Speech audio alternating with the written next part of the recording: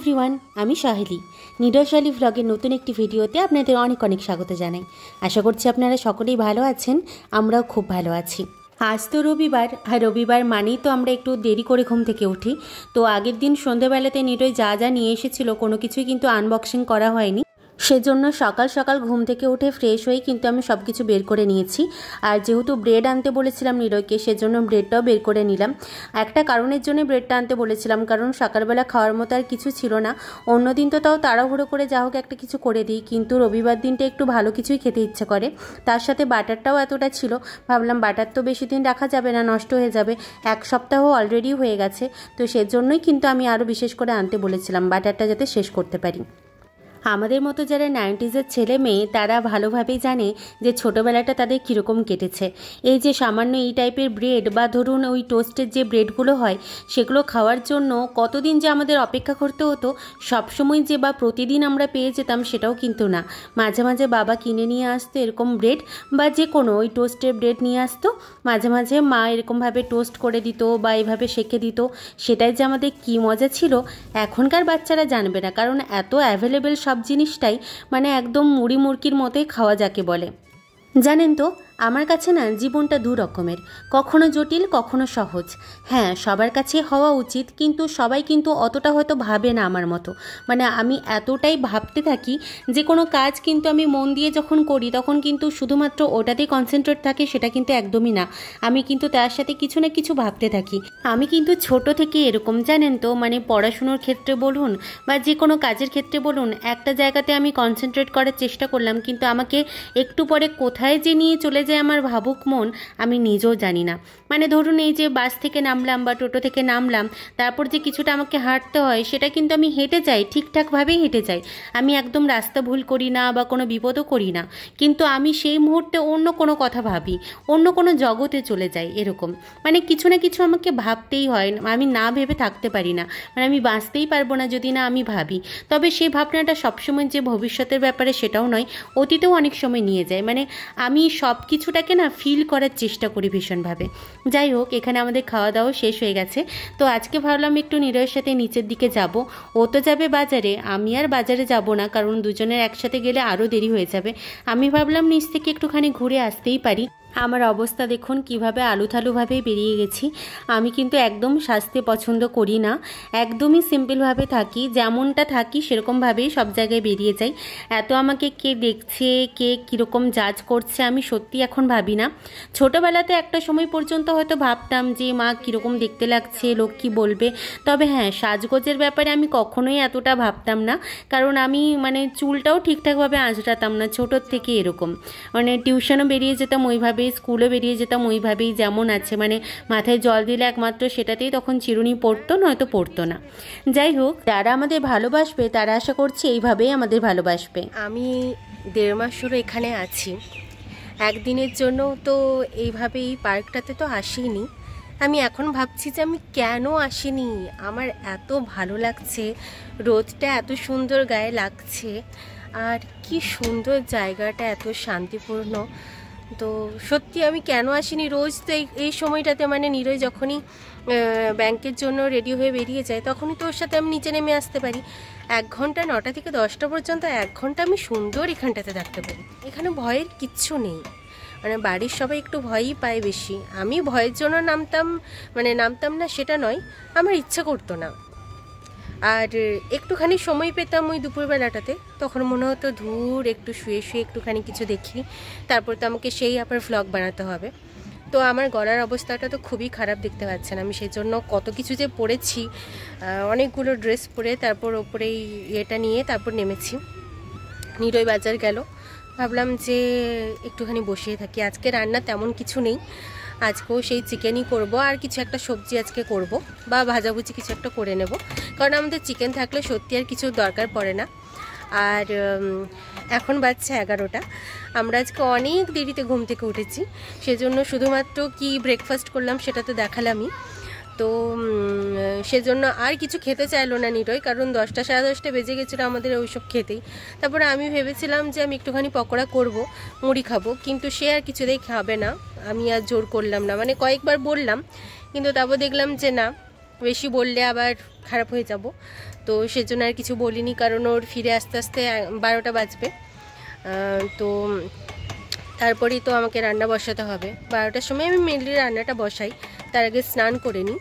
তো দেখা যাক, আজকে যদি তাড়াতাড়ি চলে আসে ফোনটা করে নেবো, একটু যদি দেরি হয় তাহলে আমি ওপরে চলে যাব একা একাই। আর যদি বলে যে না আমি তাড়াতাড়ি চলে আসছি, তাহলে আমি একসাথেই যাব। ততক্ষণ এখানে বসে থাকবো, এখানে একটুখানি ভ্লগটা রেডি করব। আগের দিন তো রাত্রেবেলা আমার কিছু ভ্লগ দেওয়া হয়নি, আমি অনেক দিন পিছিয়ে যাচ্ছি। আসলে গলার প্রবলেমের জন্য আমার দেওয়া হচ্ছিল না। বিকেলবেলাতে ঘুমিয়ে যাচ্ছিলাম এই দুদিন, তারপরে উঠে না গলা এত ব্যথা করছিল যে আমি আর পারছিলামই না কিছু করতে, ভয়েস বেরোচ্ছিলই না, সেজন্য দেওয়া হয়নি। তো ভেবেছিলাম যে আজকে সকালে অন্তত পোস্ট করব, কিন্তু সেটাও হয়নি।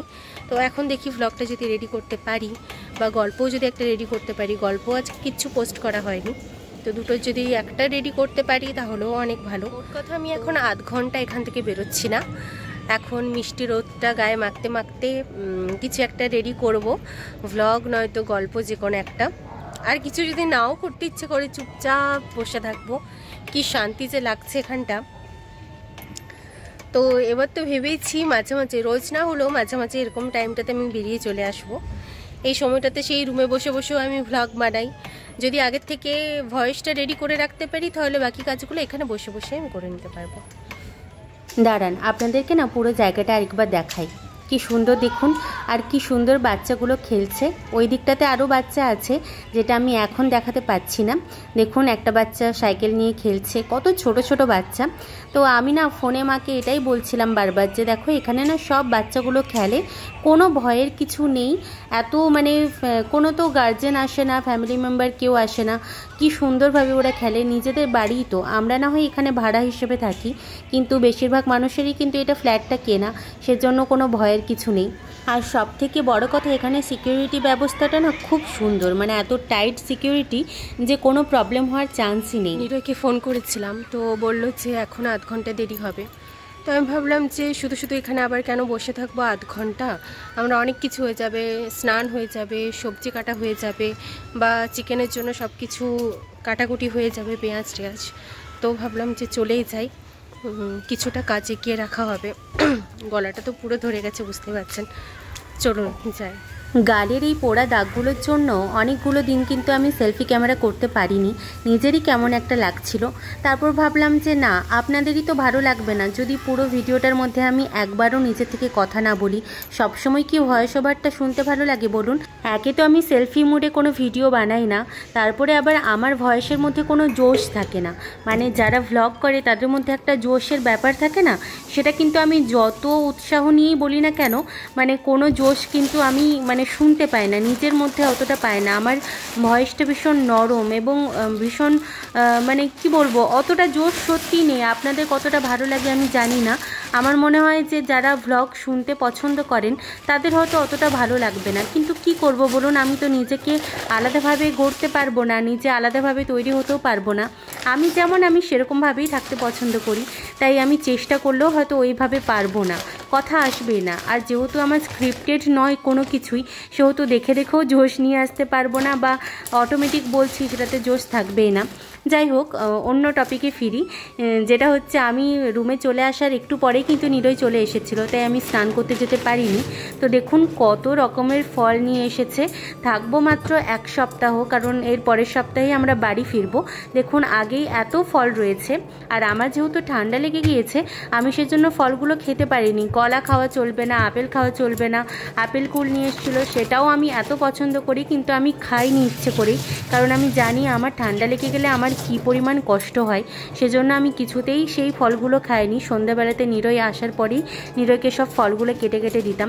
কিন্তু তারপরেও দেখুন কত কিছু নিয়ে এসেছে, এত এত আপেল নিয়ে এসেছে, 2 রকমের আঙ্গুর নিয়ে এসেছে, তারপরে আবার নিয়ে এসেছে এত এত কুল, যেটা দেখেই তো আমার কী খেতে ইচ্ছে করছিল।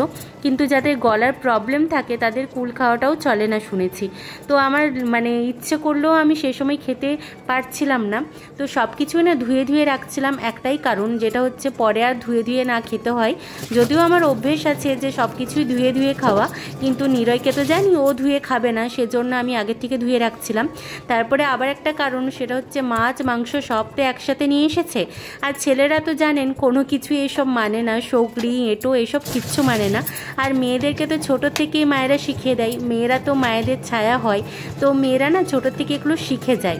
যদিও আমরা মেস লাইফে অনেকটাই এগুলো থেকে দূরে থাকতে পেরেছি, নয়তো আমরা হয়তো টিকে থাকতে পারতাম না, তো তবুও একটা তো রয়ে যায় না বাড়ির শিক্ষা বলে। তো মেয়েরা এটা খুব ভালোভাবে ক্যাচ করতে পারে, আর এটা সারা জীবন রয়েও যায়। আমার মধ্যেও কিন্তু সেটা রয়ে গেছে। আর আমার আর নিরয়ের সাথে ঝগড়া, মানে দুজনের ঝগড়াটা এটা নিয়েই হয় যে আমি কোনো কিছুটা হাত দিতে দিই না ওকে, আর ও কোনো কিছু হাত ধুয়ে কোনো কিছুতে হাত দেবে না, এই মাছ হাত দিয়ে দিচ্ছে, এই বিস্কিটে হাত দিয়ে দিচ্ছে, এরকম করতে থাকে। তো আমাদের মেনলি কিন্তু ঝগড়া বা কথা কাটাকাটি বলুন, এটা নিয়েই চলতে থাকে। আমি নিরয়কে একদিন মেসেজ করে বলেছিলাম যে পেয়ারা যদি পাও তাহলে ডাঁশালো পেয়ারা নিয়ে আসো, তো বেচারা ডাঁশালো পেয়ারাই নিয়ে এসেছিল। কিন্তু ওই যে আমার ভুলো মন, আমি পেয়ারাগুলো খেতেই ভুলে গিয়েছিলাম। তো কি আর করব, পেয়ারাগুলো পেকে গিয়েছিল দুটো, আর একটা পেয়ারা মোটামুটি ভালোই ছিল। তো সবগুলোই ভাবলাম কেটে নিই, নয়তো আবার নষ্ট হয়ে যাবে। দিয়ে তারপর এগুলোকে সব ওর কাছে দিয়ে এলাম। এত ফল বাজছিল 12:30। জানি আমার রান্না করতে অনেকটা দেরি হয়ে যাবে, আর মাঝখানে তো কিচ্ছু খায়নি, সেজন্য ভাবলাম ফলগুলোই দিয়ে যাই। আর সঙ্গে একটা লঙ্কা দিয়ে এলাম, এমনিতে নুন ছড়িয়ে দিয়েছিলাম, আর লঙ্কাটা একটু পেয়ারাতে ঘষে নিলে না বেশ ভালোই লাগে। যদিও অতটা ঝাল খায় না, কিন্তু আমি তো খাবো মাঝে মাঝে, সেই জন্য আমি লঙ্কাটা ওখানে দিয়ে রাখলাম। তারপরে এই যে সবজিগুলো একবারে কেটে নিয়েছিলাম, সেগুলোতে নুন হলুদ সব একদম মিক্সড করে রেখে দিলাম। তারপর ভাবলাম যে স্নানটা করে আসি, তারপরে এগুলো রান্না বসিয়ে নেব। আর অনেকক্ষণ ধরে নুন হলুদটা মাখানো থাকলে বেশি তেলও টানবে না। যাই হোক, তো আজকের মেনুটা বলে দিই। আজকের মেনুতে ছিল বেগুন ভাজা আর আলু ভাজা, কিন্তু আলু ভাজার জন্য শুধুমাত্র করিনি, আমি অবশ্যই এটা বলবো, তার আগে বাকিগুলো বলে নিই। মাছটা তো এমনি ভেজে রাখবো, আর তার সাথে ভেবেছি যে চাটনি করবো অল্প, আর সঙ্গে তো চিকেন আছেই।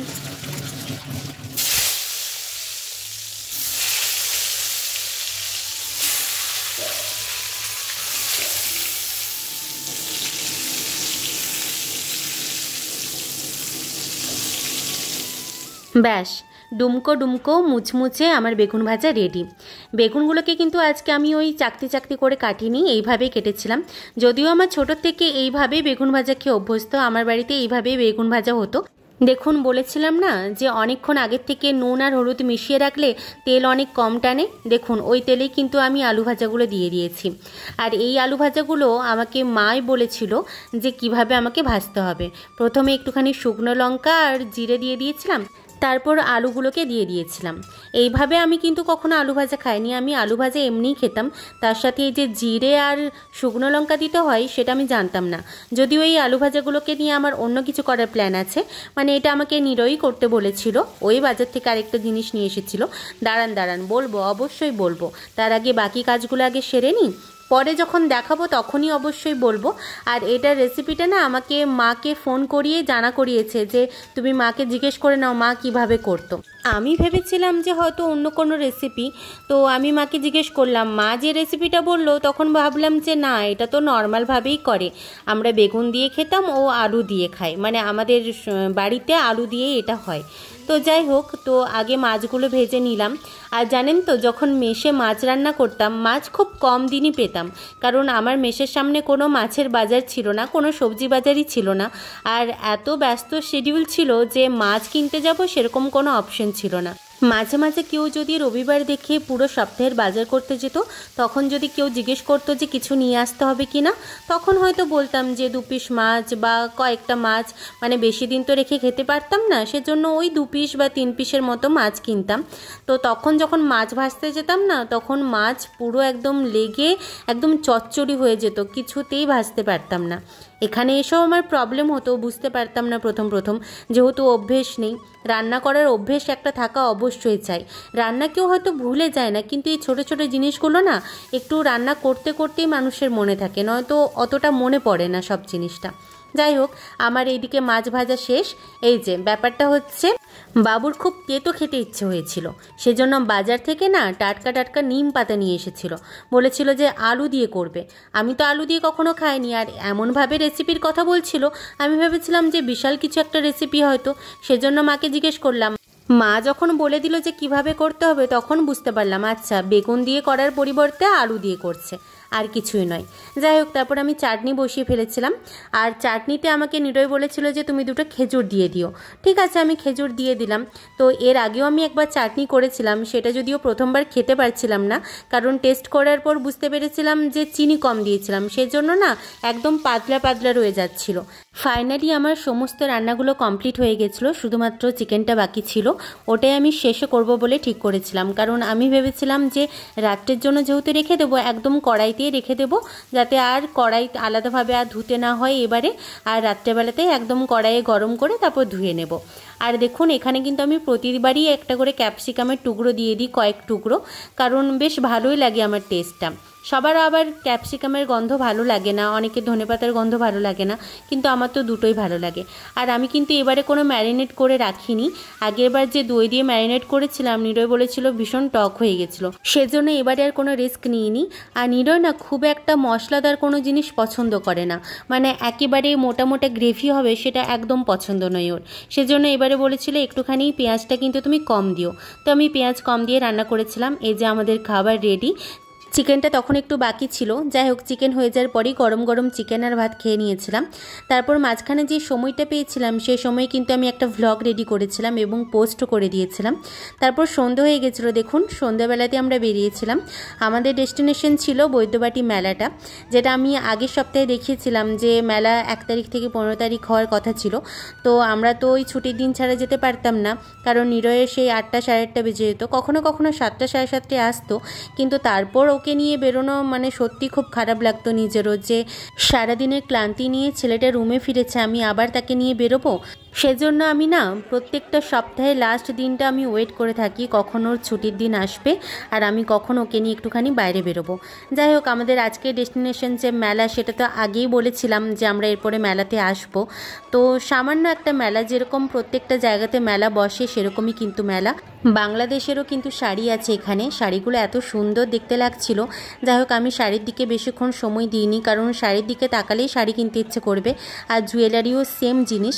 এখানে বাচ্চাদেরও খেলার অনেক জায়গা ছিল, তো ওই পুরো জায়গাটা আমি কভার করার চেষ্টা করেছি। আর এখানে একটা জায়গা ছিল যেখানে বলা ছিল যে 3টে বল দিয়ে যদি আমি এই গ্লাসগুলো নিচে ফেলতে পারি, মানে যে কেউ ফেলতে পারে, তাহলে কিন্তু একটা বড় টেডি বিয়ার দেবে।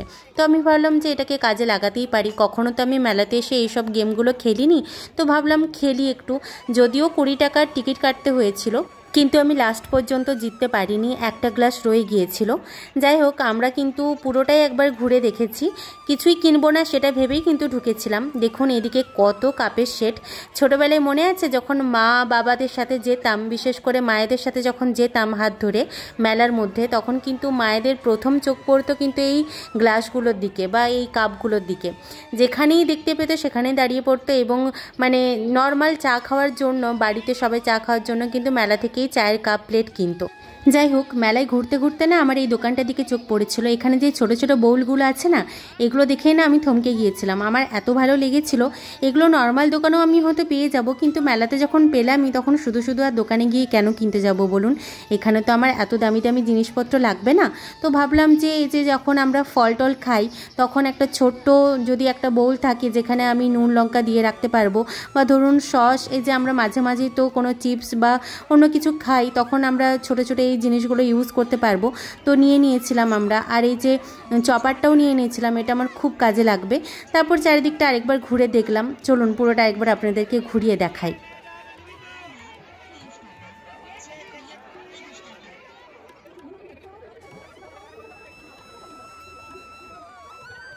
আমি ভেবেছিলাম বঞ্জির জন্য এই মেলা থেকে একটা সফট টয় নিয়ে যাব, কিন্তু একটাও পছন্দ হচ্ছিল না, দামও প্রচুর বলছিল, তো সেজন্য চলে এসেছিলাম। আর এই জায়গাটার ভিড় দেখুন, এখানে কিন্তু তেমন কিছুই হচ্ছে না, কিন্তু এই যে সবাই তো গ্রুপে গ্রুপে এসেছে, মানে স্টুডেন্ট যারা তারা তো একসাথে অনেক গ্রুপ করে এসেছে, তারাও সবাই দাঁড়িয়ে আছে, খাচ্ছে, কেউ কেউ সেলফি তুলছে। তো আমরা চলে গিয়েছিলাম একদম খাবারের জায়গাগুলোতে, পিৎজাটা পেরিয়ে চলে এসেছিলাম, কারণ এখানে ভালো পিৎজা হবে না জানি। তারপরে চলে গিয়েছিলাম এই দোকানটাতে, এখানে লেখা ছিল যে কেক তৈরি হচ্ছে। তো এটা দেখে আমি বুঝতে পেরেছিলাম যে অন্য মেলাতে দেখি না আমরা ভেলপুরি, মানে মেদিনীপুরের দিকে তো ভেলপুরি নামেই এটা পরিচিত। তো এটা এরকম মানে ভাজাই থাকে, ফ্রাই করার পর ওরা একটা চাটনি দেয়, তো সেটা দিয়েই খেতে হয়। তো এটাকে ওরা কি করছিল, যে সুগার হয় সেই সুগার গুঁড়ো সুগারে মিক্সড করে দিয়ে দিচ্ছিল, তো এতটাও ভালো খেতে লাগছিল না। তারপর চলে গিয়েছিলাম এই দোকানটাতে। এটা ছিল এগ পপ আপ রোলের দোকান। তো এটা কিন্তু আমরা প্রথমবার ট্রাই করেছিলাম, পুরো প্রসেসটা আমরা দেখলাম। তো দেখেই বুঝতেই পারছিলেন এবং নামটা দেখেও বুঝতে পারছিলেন যে এটা এগের একটা প্রিপারেশন। আর অল্প হয়তো চিকেন ছিল, সেইভাবে কিছু ছিল না।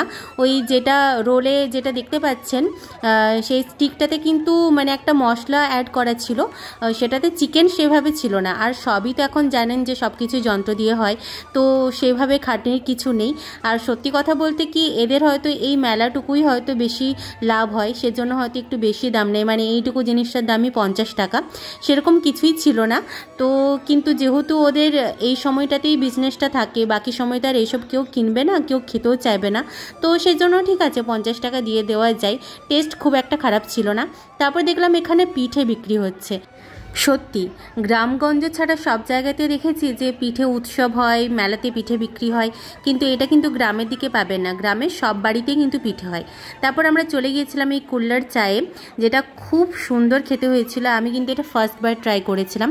মেদিনীপুরে এত বছর ছিলাম, মেদিনীপুরে আশা করছি যে কোথাও হয় না, বা এখন হয়তো হয় সেভাবে কুল্লার চা, মানে একা একা তো সেভাবে খাওয়া যায় না। তো বন্ধু বান্ধবদের সাথেও কখনো খাইনি আমি কুল্লার চা, এটাই ফার্স্টবার ট্রাই করেছিলাম। তো তারপরে চলে গিয়েছিলাম কুল্লার পিৎজাতে, এটাও কিন্তু বেশ ভালোই টেস্ট ছিল। ওই কেক ছাড়া বাকি যতগুলো আমরা ট্রাই করেছিলাম সবগুলোই কিন্তু বেশ ভালোই টেস্টি ছিল। এখনকার দিনে যে মেলাগুলো বসে, সেই মানে খুব সাধারণ মেলা হলেও এত ভ্যারাইটির খাবার থাকে, সত্যি ভাবা যায় না। আমাদের ছোটোবেলাতে মনে আছে কোনো কিছুই সেভাবে পাওয়া যেত না, যে বড় বড় দোকানগুলো থাকতো সেখানে ওই মানে গতানুগতিক সেই রোল পাওয়া যেত, তারপর হচ্ছে চাউমিন পাওয়া যেত, আর একটা দুটো মোগলাই এসব পাওয়া যেত, তাছাড়া কিন্তু বেশি কিছু পাওয়া যেত না। এখানে বিভিন্ন ভ্যারাইটির জিনিস পাওয়া যায়। তো যাই হোক, আমরা খাওয়া দাওয়া শেষ করে তারপর চলে গিয়েছিলাম এই ব্রেক ডান্সের কাছে। এটাকে ব্রেক ডান্সই বলে আশা করছি, আমার এখন আর মনে নেই সেরকম। তো নিরয় টিকিট কাটতে গিয়ে দেখলো যে প্রচণ্ড ভিড়, প্রচুর লাইন। তো আমরা চলে এলাম, ভয়ও পাচ্ছিল আমার, কিন্তু নিরয় ছিল বলে আমি ভেবেছিলাম ঠিক আছে উঠে যাব। যেহেতু ওখানে উঠতে পারলাম না, সেহেতু চলে এলাম আমরা কুলফির কাছে। আমি বেশি খাইনি, নিরয় পুরোটা খেয়েছিল। তারপর চলে এলাম আবার পাঁশকুড়া চপের কাছে। আমার তো চপ খেতে কি ভালো লাগে, আর দেখুন গরম গরম চপ ছাকা হচ্ছিল। তো আমরা দু টাইপের চপ নিয়েছিলাম, একটা পনির চপ, একটা হচ্ছে চিংড়ি চপ। তো নিরয় চিংড়ি চপটাই খেয়েছিল, আমি পনির চপটা খেয়েছিলাম, কারণ পনির চপটা বেশি গরম ছিল। তারপর চলে গিয়েছিলাম আবার জুয়েলারির কাছে। আর এত এত জুয়েলারি ছিল, সত্যি কথা বলতে এখন আর জুয়েলারি এত ভালো লাগে না। আগে হলে এটা আমি যেমন খুশি হোক আমি চোখ বন্ধ করে কিনে নিতাম, কিন্তু এখন কেন জানি না কিনতে ইচ্ছে করে না। তারপর চলে গিয়েছিলাম আমার চোখ আটকানো আরেকটা জায়গাতে।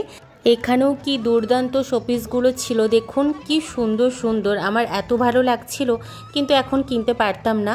এখানে এই কালিটা নিরয়ের এত পছন্দ হয়েছিল, নিরয়ের খুব ইচ্ছে ছিল নেওয়ার, কিন্তু ভাবলো যে স্টোনগুলো যদি উঠে যায়। যাই হোক, আমরা অনেক বার্গেনিং করার পরেও আর নিলাম না শেষ পর্যন্ত। তারপরে আমরা মেলার মধ্যে একটা অনুষ্ঠান হচ্ছিল, সেখানে ঢুকে পড়েছিলাম। খুব সুন্দর নাচের অনুষ্ঠান হচ্ছে।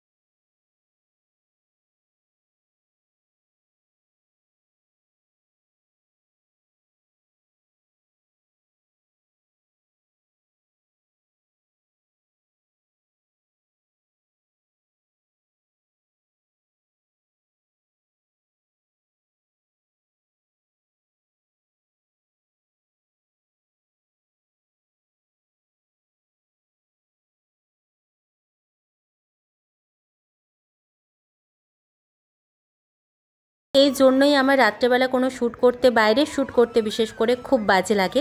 দেখুন এই লাইটগুলো কীরকম লাগছে, কী আর করা যাবে, আমার যা কপাল।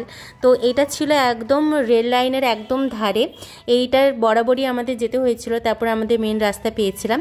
তো আমরা কিছুটা হেঁটে হেঁটে যাচ্ছিলাম, কারণ আমরা খাবার দোকান খুঁজছিলাম রুটি কেনার জন্য। ভাবলাম যে আবার রুমে গিয়ে কে রুটি করবে, আর ইচ্ছে করবে না, তো এখান থেকে রুটিটা কিনে নিয়ে যাব।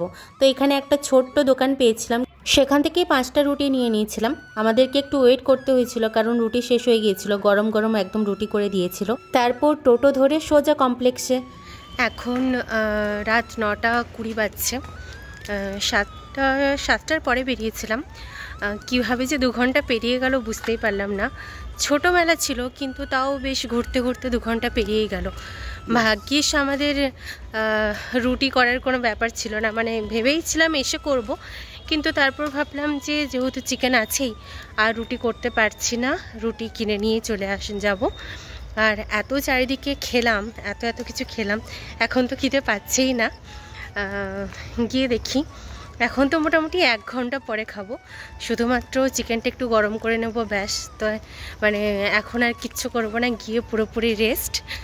আর এখানে দেখলাম বাচ্চাগুলো ব্যাডমিন্টন খেলছে, আর দেখাতে পারলাম না কারণ হেঁটে হেঁটে পুরো আমাদের রুমের দিকে যাচ্ছি। আমরা ছুটির দিনও কিন্তু গঙ্গার পাড় দিকে একদিনের জন্য আসিনি। যতবার বলেছি নিরয়কে খাওয়া দাওয়ার পর যাবো চলো, কিন্তু দুজনেরই একটু রেস্ট দরকার, সেজন্য হয় না। তো এখন ভাবলাম যে যেহেতু কোনো রান্নাবান্না নেই, সেহেতু একটু গঙ্গার পাড় দিকে ঘুরে যেতেই পারি, চলো দেখাই।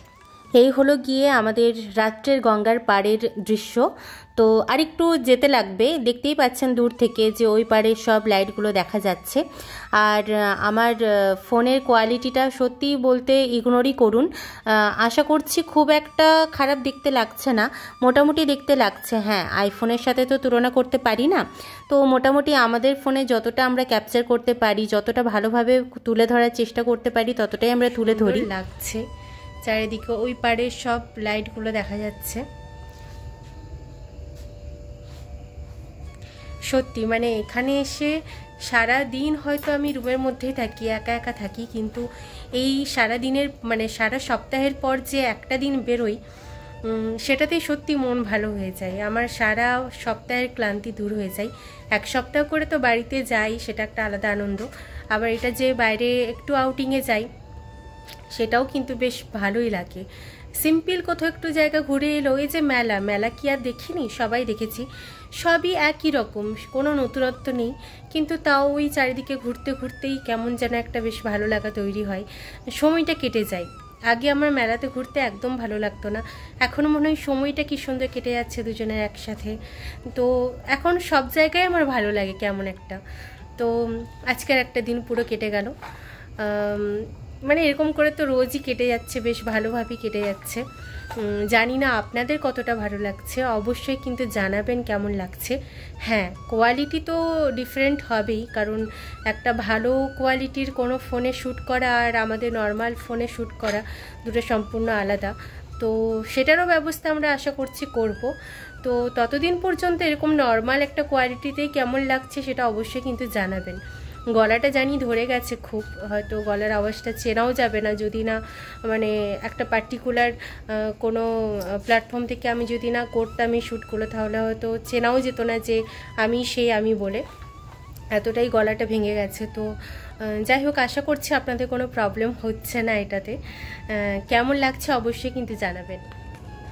আমার ফোনের ব্যাটারি শেষ, এটা কেমন আসবে আমি জানি না। 3.5 ঘুরে আসার পর যে রুমে এসে আমার কোনো কাজ থাকে না, হাত পা ছড়িয়ে শুয়ে পড়লাম, সেটা কিন্তু একদমই না। আমাকে আগের দিন রাত থেকেই ভাবতে হয়েছে পরের দিন সকালে আমি কি রান্না করব। মাঝে মাঝে হয়তো ভাবা হয় না, কিন্তু বেশিরভাগ দিনই আমাকে ভাবতে হয়। আর তখন যখন কিছু খুঁজে পাই না রান্না করা, তখনই নিরয় বলে দেয় যে ঘুগনি করে দাও। তো আমাকে সেজন্য আমাকে আবার কলাই ভিজিয়ে দিতে হলো। কিছুটা সময় গল্প করলাম দুজন মিলে, তারপরে আবার খাবার গরম করতে চলেই গিয়েছিলাম। যাই হোক, আজ এই পর্যন্তই, আবার দেখা হবে নতুন ভিডিওতে। ততদিন পর্যন্ত ভালো থাকবেন এবং সুস্থ থাকবেন।